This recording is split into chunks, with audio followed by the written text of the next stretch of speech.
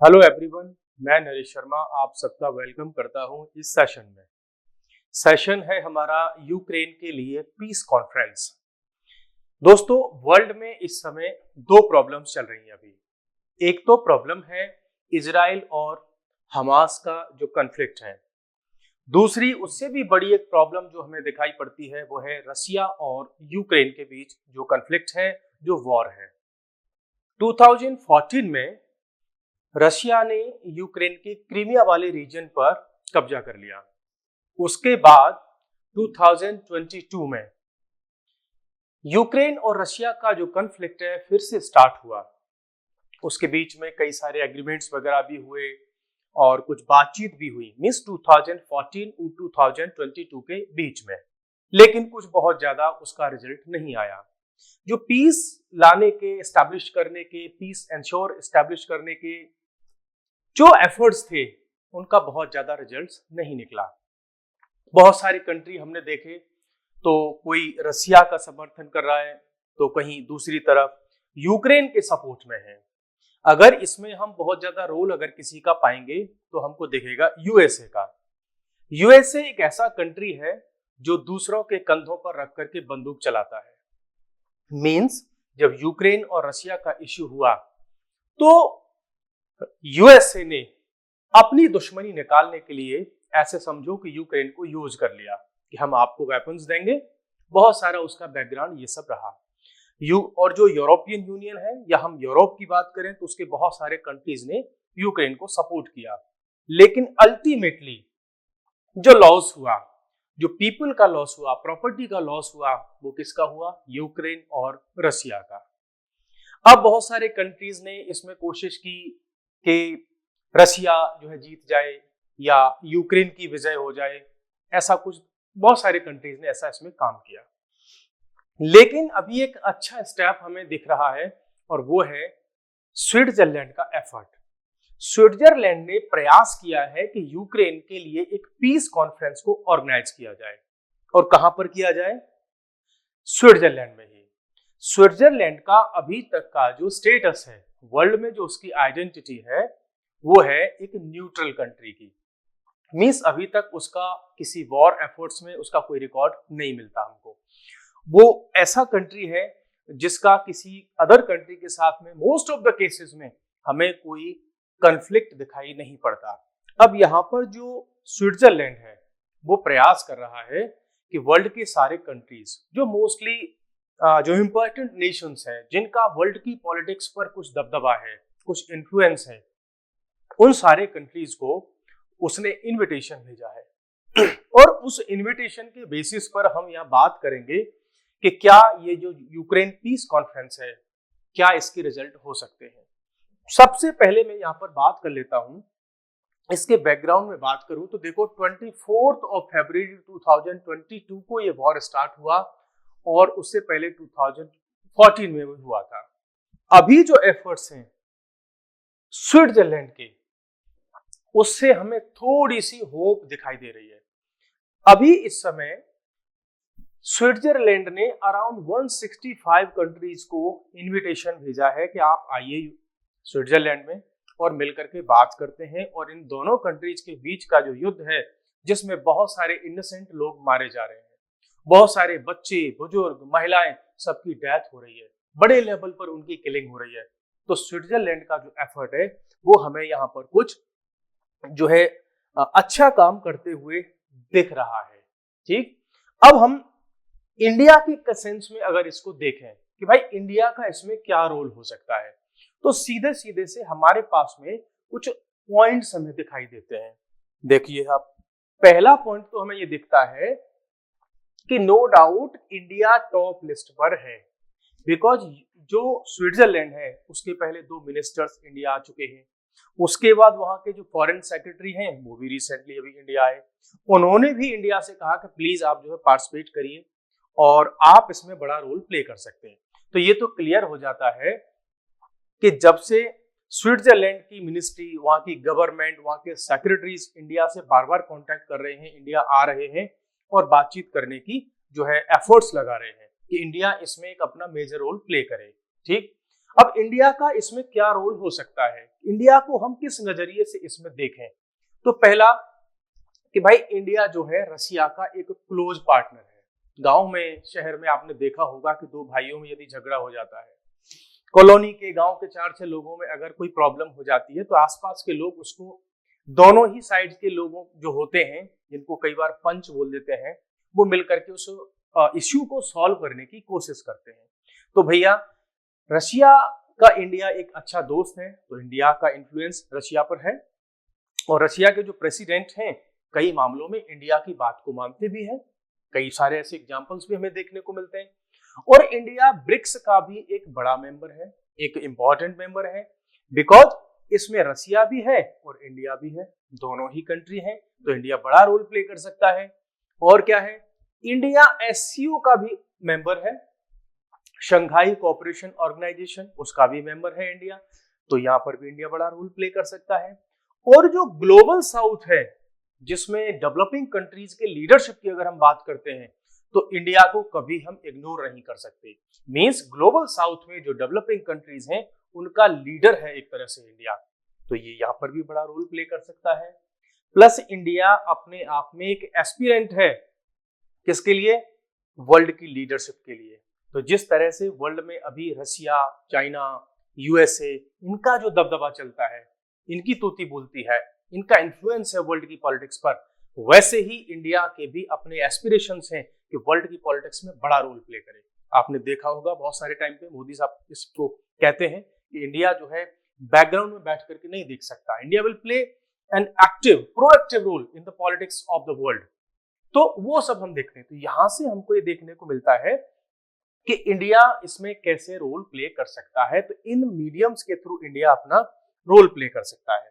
ठीक है, अब इंडिया का जो रोल कैसे प्ले करेगा, तो यहां से हमको दिख रहा है कि भाई इसका इंपॉर्टेंस कैसे है। तो वो हमने थोड़ी देर पहले देखा कि जो स्विट्जरलैंड की गवर्नमेंट है, वहां के मिनिस्टर्स हैं, वहां के सेक्रेटरीज हैं, बार बार इंडिया आ रहे हैं और बात कर रहे हैं। इट मींस क्लियर हो गया कि साहब इंडिया के पास अगर वो बार बार आ रहे हैं तो इंडिया अपने आप में बड़ा कंट्री है और उसका बहुत बड़ा रोल भी है, अगर इंडिया को उसमें इनविटेशन मिला है। अभी तक की इस प्रोग्रेस की अगर हम बात करें इस पीस कॉन्फ्रेंस की, तो लगभग 50 कंट्रीज ने ये बोल दिया है कि ठीक है साहब हम आ रहे हैं इस पीस कॉन्फ्रेंस में। लेकिन अब बात आती है कि भाई एक तरफ तो हम ये कह रहे हैं कि स्विट्जरलैंड न्यूट्रल है, ठीक है, लेकिन ये जो कुछ फैक्ट हैं ये बताते हैं कि भाई ये जो पीस कॉन्फ्रेंस होने जा रही है ये बहुत ज्यादा रिजल्ट कुछ लाने वाली नहीं दिख रही हमको। क्यों नहीं दिख रही? कि भाई इसमें जो कंट्रीज 160 कंट्रीज हैं उसमें से 50 ने जो कहा है कि हम आ रहे हैं इसमें पीस कॉन्फ्रेंस में, तो इसको सॉल्व कर पाएंगे, तो क्या दिख रहा है कि ज्यादातर कौन से कंट्रीज हैं? यूरोपियन यूनियन के कंट्रीज हैं, और यूरोपियन यूनियन के सारे कंट्रीज कहा जाता है कि वो यूएसए के चेले हैं, और यूएसए के चेले मतलब रशिया के अगेंस्ट में। तो भाई फिर आप तो रशिया पर प्रेशर बनाना चाह रहे हो। इधर देखिए आप, नाटो अलायंस के मेंबर्स हैं वो भी सब आ रहे हैं इस मीटिंग में, G7 की कंट्रीज हैं वो सारे के सारे इसमें आ रहे हैं, यूएसए के जितने अलाइज हैं, जितने भी अलाइज हैं वो भी सब इस कॉन्फ्रेंस में आ रहे हैं, जैसे कि जापान हो गया, साउथ कोरिया हो गया, ऑस्ट्रेलिया हो गया। अब मुझे इन सारे के सारे कंट्रीज में से कोई ये बताए कि भाई इसमें रसिया की बात सुनने वाला कौन है? ये तो एक तरफा कॉन्फ्रेंस हमको दिखाई पड़ रही है, ये पीस कॉन्फ्रेंस से ज्यादा हमको प्रेशर कॉन्फ्रेंस दिखाई पड़ रही है। मेरे को तो प्रेशर कॉन्फ्रेंस कि आप रशिया पर प्रेशर बनाना चाहते हैं। अदरवाइज आपने रसिया की साइड की भी कुछ कंट्रीज को तो इनवाइट किया होता ना, तो वो तो इसमें कहीं हमको नहीं दिख रहा है। अब आ जाते हैं कि ब्रिक्स मींस भाई रसिया जिसका मेंबर है वो ब्रिक्स का है, और रसिया के जो दोस्त हो सकते हैं ब्रिक्स के कंट्रीज। तो ब्रिक्स के अगर मैं रोल की बात करूं तो देखो ब्रिक्स में ब्राजील, रशिया, इंडिया, चाइना और साउथ अफ्रीका। अब देखो मैं बताऊं कि इससे भी हमें बहुत ज्यादा जो होप है, उम्मीद है, वो नहीं दिख रही। क्यों? ब्राजील के जो प्रेसिडेंट हैं, ब्राजील के प्रेसिडेंट लूला डा सिल्वा, उन्होंने क्या बोल दिया? उन्होंने बोल दिया साहब कि हम नहीं आ पाएंगे इस कॉन्फ्रेंस में, हम बिजी हैं। तो ब्रिक्स में से बी तो गायब हो गया, ठीक है। अब अगर मैं आ जाऊं तो बी के बाद उसमें साउथ अफ्रीका की अगर मैं बात करूं, साउथ अफ्रीका ब्रिक्स में, तो साउथ अफ्रीका के जो प्रेसिडेंट हैं और जिनका आप सब लोग जो है बहुत अच्छे से इनके फेस को जानते होंगे आप, साउथ अफ्रीका के प्रेसिडेंट ने ये बोल दिया साहब हमारे यहाँ पर जनरल इलेक्शन है, हम भी नहीं आ पाएंगे। अच्छा साहब, अब बात कर लेते हैं इसमें बचा कौन ब्रिक्स में। ब्रिक्स में आपके पास में बचा, ब्राजील ने मना कर दिया, साउथ अफ्रीका ने मना कर दिया, रसिया को तो आपने बुलाया ही नहीं। अच्छा साहब, अब बचे कौन? अब बचे आपके पास में इंडिया और चाइना, दो कंट्री बचे पूरे ब्रिक्स में से। ये दोनों क्या रोल प्ले करने वाले हैं, इनको भी देख लेते हैं। तो उनमें से एक तो बचा हमारे पास में चाइना। चाइना क्या रोल प्ले करेगा? अभी अगर रिसेंटली 2 दिन पहले की अगर आप बात करें तो रसिया और चाइना इन दोनों की मीटिंग हुई। अभी जो है रसिया के प्रेसिडेंट चीन गए थे और वहां से उन्होंने अपना एक स्टेटमेंट भी दिया कि जो प्रेसिडेंट शी जिनपिंग है चाइना के, वो तो मेरे बड़े भाई हैं, है ना, और हमारी जो दोस्ती है वो पूरे वर्ल्ड में स्टेबिलिटी के लिए है, कोऑपरेशन के लिए है, डेवलपमेंट के लिए है। हमारी दोस्ती, हमारे रिलेशंस और स्ट्रेंथन होंगे, वो किसी कंट्री के अगेंस्ट में नहीं है। अब मुझे बताओ कि दोनों की अभी हाल में मीटिंग हुई है, अच्छी अच्छी बातें हुई हैं, दोस्ती की बातें हुई हैं, क्या जो चाइना है वो रसिया के अगेंस्ट में जाकर के कुछ भी बात सुनने की बात करेगा? यूक्रेन के फेवर की बात कर पाएगा? ये नहीं कर पाएगा। ये किसकी बात करेगा? ये बात करेगा रसिया के मींस जो है इंटरेस्ट की बात करेगा, बिकॉज दोनों की दोस्ती है। भाई आप रसिया और चाइना को अगर देखें, रसिया और चाइना तो दोनों ही कम्युनिस्ट टाइप की कंट्री हैं और दोनों ही यूएसए के एंटी हैं। भाई ना तो चाइना को यूएसए पसंद है और न रशिया को, तो ये उस ग्रुप में क्यों जाने की बात करेंगे जिस ग्रुप में सारे के सारे यूएसए के चेले बैठे हो। भाई आप यूरोपियन यूनियन, नाटो, है ना, यूरोप के अदर कंट्रीज, आपका साउथ जो है कोरिया हो गया, आपका जापान हो गया, ऑस्ट्रेलिया हो गया, ये सब भी तो यूएसए के ही चेले हैं। तो ये उसमें जाकर के कैसे बड़ा रोल प्ले कर सकते हैं, क्योंकि सारे कंट्रीज तो यूएस की तरफ से आ गए। अच्छा, अब अगर हम बात करें कि जो ऑर्गेनाइज कर रहे हैं, क्या उनकी न्यूट्रलिटी हमको देखने को मिल रही है? मींस ऑर्गेनाइजर कौन है? स्विट्जरलैंड। अभी कुछ महीने पहले स्विट्जरलैंड ने नाटो के जो कंट्रीज हैं उनकी एक डिफेंस मीटिंग हुई थी, उसमें गए थे स्विट्जरलैंड के मिनिस्टर। तो भैया आप न्यूट्रल कैसे रहे? और प्लस आपने तो केवल उन कंट्रीज को मोस्टली बुलाया है, वही आपके यहाँ आने को तैयार हैं, उन्हीं के साथ आपकी मीटिंग हो रही है जो रसिया की एंटी है। तो जो स्विट्जरलैंड की जो न्यूट्रलिटी है उस पर भी बड़ा सा क्वेश्चन मार्क लग गया कि भाई आप न्यूट्रल कैसे हैं।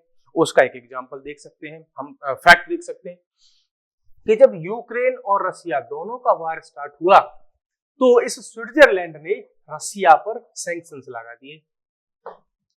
ठीक है, तो स्विट्जरलैंड ने अगर रसिया पर सैंक्शंस लगा दिए, लीगल एक्शन उसके अगेंस्ट में लिए, तो इसका मतलब आप रसिया के तो एंटी ही हो। तो आप फेवर किसका करोगे? आप पक्की बात है कि आप तो यूक्रेन का ही फेवर करोगे। तो इसकी न्यूट्रलिटी पर भी क्या लग गया? क्वेश्चन लग गया कि भाई आप बहुत बड़ा रोल इसमें प्ले करने वाले नहीं हो। अच्छा, अब अगर हम बात करें कि इस पीस कॉन्फ्रेंस में इस यूक्रेन के साथ साथ और किन किन मैटर्स पर फोकस हो सकता है, जिन पर हम अगर बात करें कि भाई यूक्रेन के कौन कौन से ऐसे इश्यू हैं उस रीजन के या पूरे वर्ल्ड के, तो पहली बात कर लेते हैं फ्रीडम ऑफ नेविगेशन। ये कंट्री किस पे बात कर सकते हैं? कोई जितने भी ओशियंस हैं उसमें फ्रीडम ऑफ मूवमेंट हो, बहुत अच्छे से मूवमेंट हो, ट्रेड वगैरह बहुत अच्छे से चले, इस पर बात होने के चांसेस हमको नहीं दिख रहे। फूड सिक्योरिटी पर बहुत ज्यादा बात होने के चांसेस भी हमको नहीं दिख रहे। उसके अलावा आ जाओ आप न्यूक्लियर सेफ्टी, इस पर भी बात होने के चांस हमको नहीं दिख रहे, क्योंकि जब वर्ल्ड के सारे कंट्रीज बैठ करके वहां पे बात करेंगे तो आप बात करोगे किस पर? ऐसे ही तो टॉपिक होते हैं जो वर्ल्ड में पीस एस्टेब्लिश करते हैं, सिक्योरिटी एस्टेब्लिश करते हैं, गुड रिलेशंस एस्टेब्लिश करते हैं, तो ये बात भी नहीं होगी। ह्यूमैनिटेरियन इश्यूज, आप यूक्रेन की बात करोगे, रशिया की बात नहीं सुनोगे, केवल यूक्रेन के फेवर की बात करोगे, तो ये वाले टॉपिक जो ह्यूमैनिटेरियन क्राइसिस है, जैसे कि हमास और इजराइल के बीच में हो रहा है, वो टॉपिक भी आपका गायब हो जाएगा। क्यों? रसिया आपका पार्टनर नहीं है, साउथ अफ्रीका आ नहीं रहा है, ब्राजील ने मना कर दिया, चाइना आपके फेवर में बात नहीं करेगा, इंडिया की बात अभी हम करेंगे थोड़ी देर में, ठीक है। तो ये जो कॉन्फ्रेंस है वो तो पहले से ही आपकी वन साइडेड दिखाई पड़ रही है ना, उसमें नया आप क्या करने वाले हो, तो वन साइडेड कॉन्फ्रेंस हमको दिख रही है। तो ऐसे बहुत सारे इश्यूज हमको इसमें देखने को मिल रहे हैं, जिससे बहुत ज्यादा हो हमें नहीं दिख रही, वन साइडेड कॉन्फ्रेंस हमें देखने को ये मिल रही है। और अगर इसमें हम एक आध डायमेंशन की बात करें कि भाई जिस टाइम पर आपने ये मीटिंग बुलाई है, क्या वो टाइमिंग कुछ इंपॉर्टेंट रोल प्ले करेगी? देखो, बिकॉज ये क्या है, एक मीटिंग है, और किसके लिए है? पीस के लिए। जब कंट्रीज के बीच में वॉर होते हैं तो मोस्टली पीस की बात तब होती है जब उनके बीच में जो मिलिट्री ऑप्शंस होते हैं, मिलिट्री ऑप्शंस जो होते हैं वो जब खत्म हो जाते हैं। तो अभी तो यूक्रेन ये कह रहा है कि हम जीतने वाले हैं, रशिया ये कह रहा है हम जीतने वाले हैं। तो भाई आप पीस कॉन्फ्रेंस करोगे किसके साथ में? अभी तो दोनों ही मींस भुजाएं फड़फड़ा रहे हैं कि मैं भी जीत जाऊंगा, मैं भी जीत जाऊंगा। जब मिलिट्री ऑप्शंस खत्म हो जाते हैं, जब कंट्रीज को ये लगने लगता है कि नहीं यार, इसका सॉल्यूशन मिलिट्री ऑप्शन नहीं है, इसका सॉल्यूशन वेपन्स नहीं है, इसका सॉल्यूशन युद्ध नहीं है, जब ये वाली ताकत कहते हैं ना थक जाते हैं जब लड़ लड़के, तब उनको ध्यान आता है कि भाई मैटर को हम डेलिब्रेशन से सॉल्व कर लें, बातचीत से सॉल्व कर लें। तो अभी तो दोनों को लग रहा है कि मेरी भी भुजाओं में बहुत ताकत है, मेरी भी भुजाओं में बहुत ताकत है। रसिया कह रहा है कि मैं यूक्रेन को जो है बहुत अच्छा सबक सिखा दूंगा, बहुत सारे रीजन को मैं इस पर कंट्रोल कर लूंगा। यूक्रेन कह रहा है कि मेरे पास नाटो के समर्थन है, मेरे पास में यूएसए का समर्थन है, मेरे पास यूरोपियन कंट्रीज का समर्थन है, तो मैं रसिया से हार नहीं मानूंगा। अभी जब दोनों ही सींग लड़ाने को तैयार हैं, तो युद्ध बंद होने के चांस हमको कहीं दिख रहे? नहीं दिख रहे। तो ये वाला भी ऑप्शन हमारे पास में फिनिश हो जाता है। अब मैं एक पॉइंट पर आ जाता हूं, जो हमने एक बात कही कि भाई ये पीस कॉन्फ्रेंस ना होकर के ये हमको कैसी दिख रही है? ये दिख रही है हमको प्रेशर कॉन्फ्रेंस। तो क्या ये जो कंट्रीज प्रेशर बनाना चाह रहे हैं उस पर, रसिया पर, क्या ये बन पाएगा? देखो, इसका मुझे तो लगता है कि कोई प्रेशर नहीं बनने वाला। कैसे? इससे पहले यूनाइटेड नेशंस जनरल असेंबली में कई बार प्रयास हुए, बहुत सारे रेजोल्यूशन आए, लेकिन रसिया पर 1 इंच भी प्रेशर वो क्रिएट नहीं कर पाए। जब यूनाइटेड नेशंस में जनरल असेंबली में जहां सबसे ज्यादा मेंबर्स हैं और सबसे बड़ी ऑर्गेनाइजेशन है, वहां पे आप प्रेशर क्रिएट नहीं कर पाए रसिया से, तो ये थोड़े से कंट्रीज हैं जो प्रॉपरली रशिया के अगेंस्ट हैं और जो कि उसके पीछे कोई लीगल सपोर्ट भी नहीं है। भाई यूएनओ तो अपने आप में इंटरनेशनल बॉडी है और उसकी बातें सारे कंट्रीज मानते हैं। तो भैया आप तो फिर घर में बैठ करके पंचायत कर रहे हो ना, स्विट्जरलैंड में बैठ करके, तो आप फिर रसिया पर कैसे प्रेशर बनाओगे? तो नहीं बनने वाला। दूसरी बात, ज्यादा से ज्यादा आप अपनी मीटिंग में क्या बात करोगे? एक तो ये बात करोगे कि अभी जो यूक्रेन और रसिया का वॉर है उसमें रसिया सीज फायर कर दे, युद्ध बंद हो जाए। इस मूड में रसिया हमको कतई नहीं दिख रहा। दूसरा, सीडिंग टेरिटरी मींस आप ये कहोगे कि रसिया ने जिन टेरिटरीज को अनेक्स कर लिया है वो यूक्रेन को वापस कर दे, तो रसिया हमें इस मूड में भी नहीं दिख रहा। ठीक है, अब इस एंगल पर अगर मैं बात करूं कि वो टेरिटरीज को यूक्रेन को बात करने की बात करे और इंडिया अगर इसमें यूक्रेन की तरफ से बोले कि हाँ भाई आप ऐसा करो, यूक्रेन को वापस कर दो जो टेरिटरी आपने कब्जा कर ली है, तो भैया हमारा जो J&K का मैटर है वो भी तो कुछ ऐसा ही है। हम भी तो रसिया से सपोर्ट लेते हैं पीओके वाले इश्यू पर। तो रसिया क्या कहता है? ठीक है भैया ये आपका है पीओके और आने वाले टाइम में आप इसको ले लो। जब 370 हटाया गया तो सबसे बड़ा समर्थन हमारा किसने किया? रसिया ने किया। तो क्या इंडिया इस मैटर पर रसिया को नाराज करना चाहेगा? बिल्कुल नहीं करना चाहेगा। अब आ जाते हैं कि भाई इंडिया की क्या पोजीशन हो सकती है, इंडिया कैसे क्या पोजीशन अपनी दिखा सकता है। भैया इंडिया और रशिया की जो दोस्ती है वो लॉन्ग टर्म फ्रेंडशिप है और वो परखी हुई, जांची हुई फ्रेंडशिप है, इवैल्यूएटेड फ्रेंडशिप है, टेस्टेड फ्रेंडशिप है। रसिया वो कंट्री है जिसने इंडिया का हमेशा साथ दिया है। तो क्या अब ऐसी कंडीशन में जब रशिया को हमारे साथ की जरूरत है तो क्या इंडिया उसके अगेंस्ट में जाएगा? इंडिया का बहुत सारा जो वेपन इंडस्ट्री है, जितना भी हमारा वेपन इंपोर्ट होता है उसमें हम रशिया से बहुत ज्यादा इंपोर्ट करते हैं। मेजॉरिटी ऑफ वेपन्स हमारे रशिया से ही आते हैं और रशिया के साथ में हम जितना रिलायबिलिटी जो है या रिलायंस, हम उस पर भरोसा जितना हम रख सकते हैं किसी अदर कंट्री पर तो हम नहीं रख सकते। अच्छा, अब देखो, अभी तक की अगर हम बात करें कि इन मैटर पर अभी तक इंडिया का क्या रिएक्शन रहा है यूक्रेन और रशिया वाले मैटर पर, तो अभी इंडिया ने कोई भी ऐसा खुलेआम कोई भी ऐसा स्टेटमेंट नहीं दिया जो रशिया के अगेंस्ट में हो। तो क्या यहाँ पर देगा? क्या यूक्रेन का यहाँ पे इंडिया जो है समर्थन करेगा? नो, हमें चांस यहाँ पर नहीं दिख रहे। डाइल्यूटेड टाइज विद मॉस्को, अभी तक हमने कभी भी रशिया के साथ में अपने रिलेशंस को डाइल्यूट नहीं किया है, तो आने वाले टाइम में भी हमको ऐसा नहीं दिखने वाला कि इंडिया रशिया के जो रिलेशंस हैं, जो एक हमारा टेस्टेड फ्रेंड है, कई बार ये कहते हैं ना कि 100 नए फ्रेंड से ज्यादा अच्छा है कि हमारा एक पुराना दोस्त हो, तो रशिया हमारा सबसे पुराना दोस्त है। और यूक्रेन और रशिया का उनका मैटर है, वर्ल्ड पॉलिटिक्स में ये सब चलता रहता है, लेकिन इंडिया आई थिंक एक कैलकुलेटेड स्टेप अपना ले, रशिया से भी बात करे, यूक्रेन से भी बात करे और एक ऐसा स्टेप हमें लेना चाहिए कि पीस एस्टैब्लिश हो और हमारी फ्रेंडशिप भी बरकरार रहे।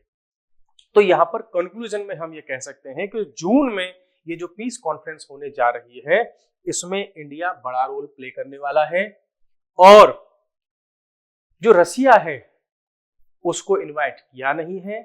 स्विट्जरलैंड ने ये कहा है कि आने वाली जो अगेन जो मीटिंग होगी उसमें हम रशिया को बुलाएंगे और इस मीटिंग में जो भी बातचीत होगी, जो भी कंक्लूजन होगा, हम रशिया को बताएंगे और फिर रशिया और यूक्रेन, फिर दोनों के लीडर्स को हम एक टेबल पर बिठाएंगे कि भाई आ जाओ, दोनों अब आमने सामने बैठ करके बात करो और इस प्रॉब्लम को सॉल्व कर लो। ये चीज मेरे को इसमें अच्छी लगी है कि कम से कम स्विट्जरलैंड इस बात का प्रयास कर रहा है कि जो युद्ध है, जो वॉर है, जो कॉन्फ्लिक्ट है, ये रिजॉल्व हो जाए और जो प्रॉब्लम है बातों से सॉल्व हो जाए। पूरे वर्ल्ड में जब भी ऐसे इश्यूज होते हैं, घर में इशू होते हैं, गांव में इशू होते हैं, शहर में होते हैं, सोसाइटी में होते हैं, उनके सबसे अच्छे सॉल्यूशन होते हैं कि वो डेलिब्रेशन के थ्रू उन मैटर्स को सॉल्व करें। आपके इस पर क्या विचार है आप कमेंट्स में जरूर बताइएगा। नेक्स्ट सेशन में फिर मिलते हैं किसी एक नए टॉपिक के साथ। तब तक के लिए bye bye, thank you very much.